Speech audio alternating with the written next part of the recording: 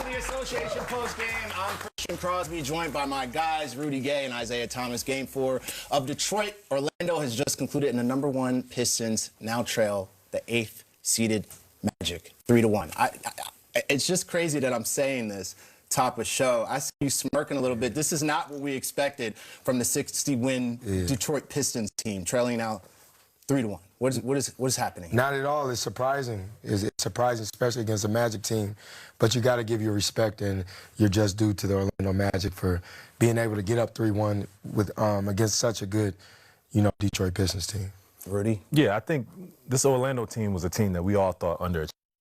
They had a lot of injuries, a lot of things going on with their team. We knew their talent, but not to this extent. We didn't think, I didn't think there would be an 8 seed, but to be able to come in there and be the #1 seed the way they're doing it is crazy. Right, from the play-in to here is crazy, but we love to see it, right? All right, we'll be hearing from the coaches and players when they hit the podium, but for now, let's get to these highlights, which are very entertaining today, I must say.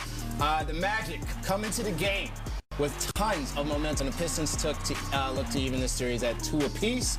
Series 3-1. The final score: Detroit 88, Orlando 94. This is a crazy outcome here in this first round. Something we wouldn't have expected. I mean, Orlando had the home floor.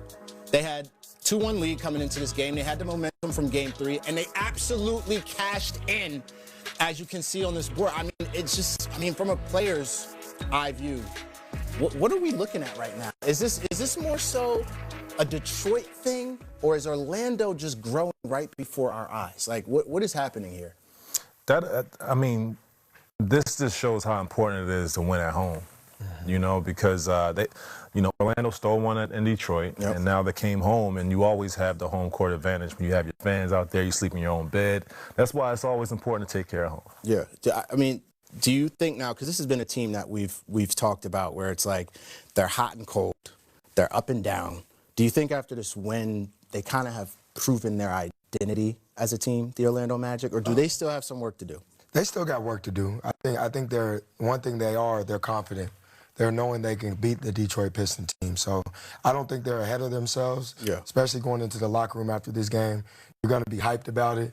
But I bet Coach is saying we still got one more. We still got unfinished business to handle, and I think that's what their mindset is going into, a Game 5 back in Detroit. All right, we're going to talk more about this because I'm a little surprised that you guys don't seem as surprised by this. I want to know what's up with that. First, JB Bickerstaff on the podium. Let's tune in. JB, can you speak on how tough was it to see every time it seemed like you guys were establishing momentum, either a turnover or a foul would kill it?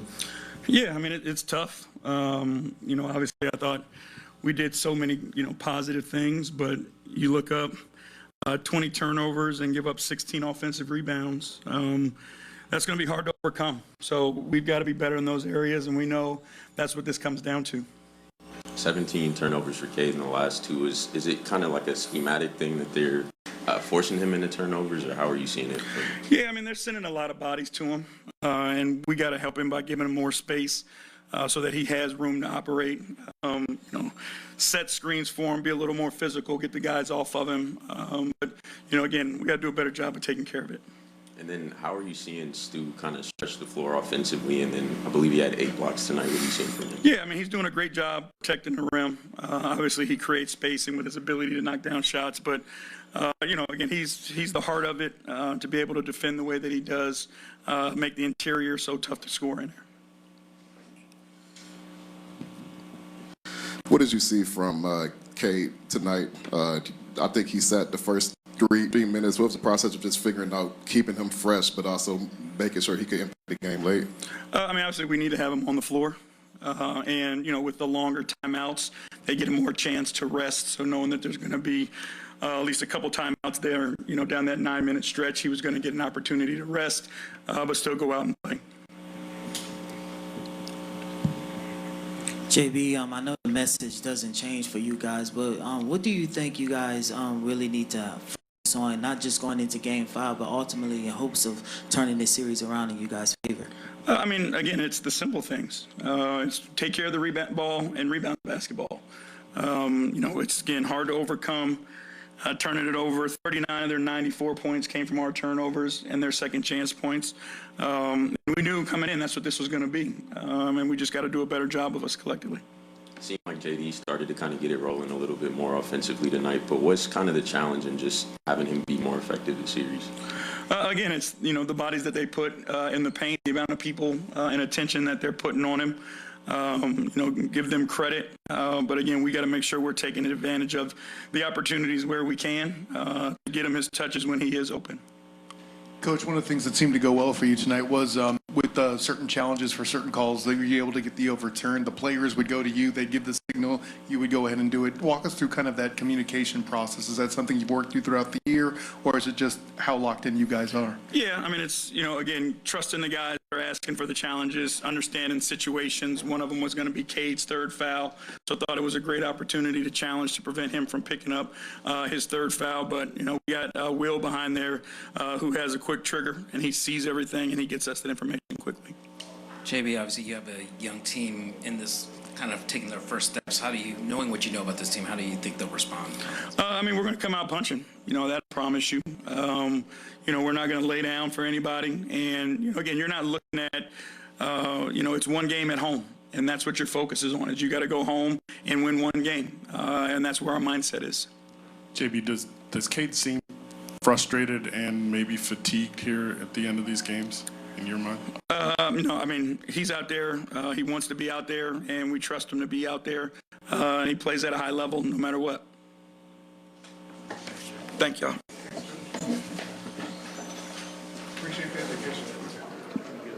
Coach, yours is a group that prides itself on the defensive end. To get this win in this fashion, how special of a defensive performance was it? I'm going to shout out our crowd again. This place is rocking. Our fans are just absolutely incredible. I mean, that's definitely 6 men in that one.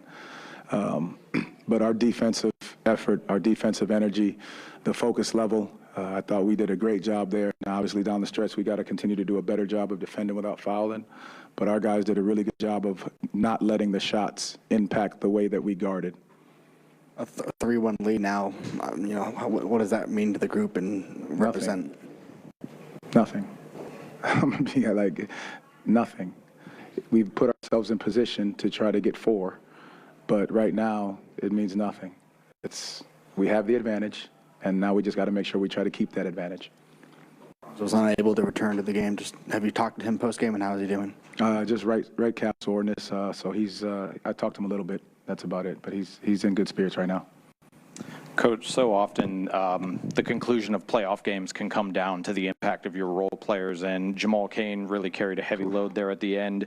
Obviously, he got converted to his contract because of the type of tenacity and effort he brings, but what can be said about his consistency to keep doing that and a willingness to not get complacent despite him moving up in his career? No, that is an absolutely great point. And I've said it about him before, the way he appreciates his opportunity, the chance that he gets to do this, not as it being a right. And so his ability to go out there and play all out every single night, doing all the little things because he knows he can't take that for granted. He's been on other teams, different situations before. And so his ability to recognize that and play that way night in and night out says something about the care factor that he has for him, the work he's put in, but also what he has for this team. Jamal, this team's struggled a little bit when they haven't hit shots, and that was that's kind of their identity at the end of the season. It's different in the playoffs. Why is it different? Why have they been able to be so resilient, like Desmond talked about fourth quarter last game? Yeah, I think it's experience. We've been in situations where we feel, okay, shots have impacted this, but, when you tell yourself that story, you got to figure out a way to change it. And in the playoffs, it is different. So you tell yourself a different story because your defense has to carry you. And that's all it's about. You're not going to make shots all the time. And it wasn't pretty for us tonight. And the reality is we did it on the defensive end. And that's what we're going to have to continue to do, is do it on the defensive end. And if shots happen to fall, great. But if not, we've got to make sure we sit down and guard for 48. Jamal, sometimes sometimes a basket higher momentum meaning than just 2 points. How big was Jamal's putback his massive dunk there that he had. Oh, that wasn't a putback. I mean, excuse me. That wasn't a massive dunk putback. That was a over transition, and I thought he was getting picked up full court, and he had a race to the rim because we were trying to run a set, and he just took exactly what the game gave him and wasn't afraid going to the basket. You know, I think we talked about a lot of times going off two, and that's the definition of going off 2.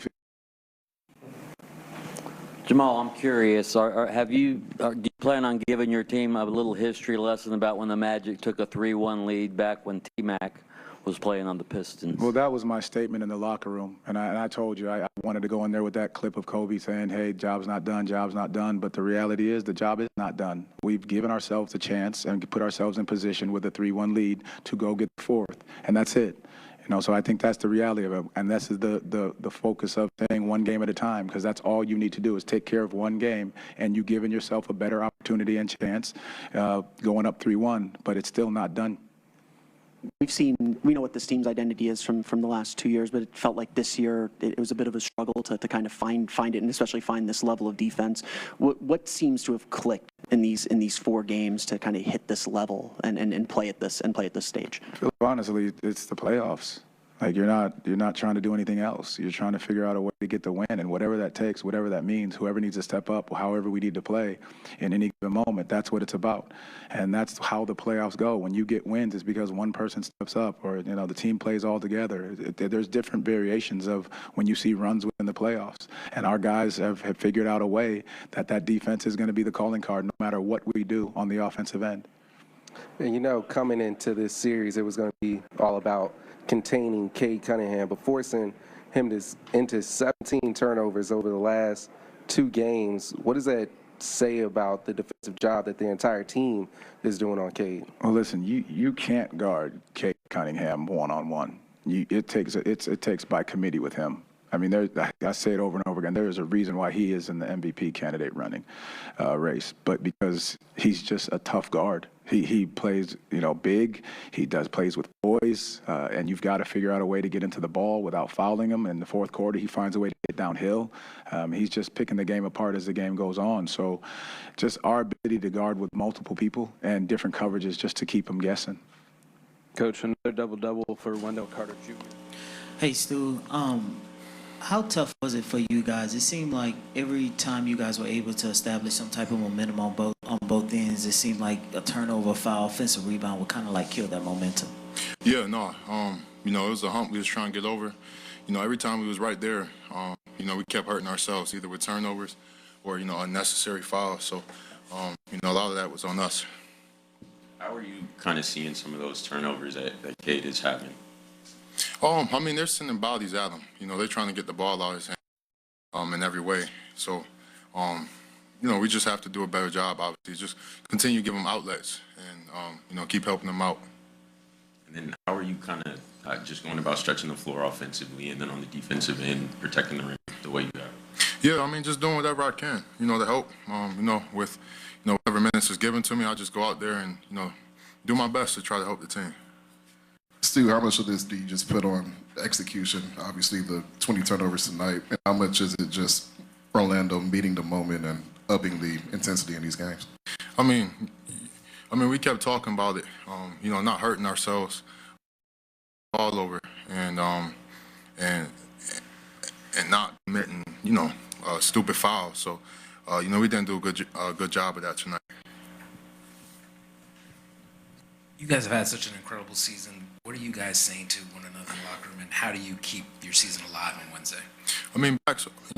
Backs against the wall. What you gonna do?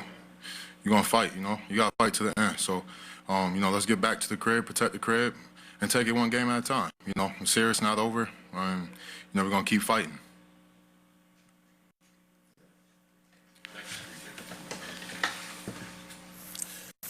All right, I got a great idea for you guys. How about this? Just don't go anywhere. Stick around with us here on the Association. Post-game, Jamal Cain had a big moment. Matter of fact, he has some big moments in the Magic's Game 4 win.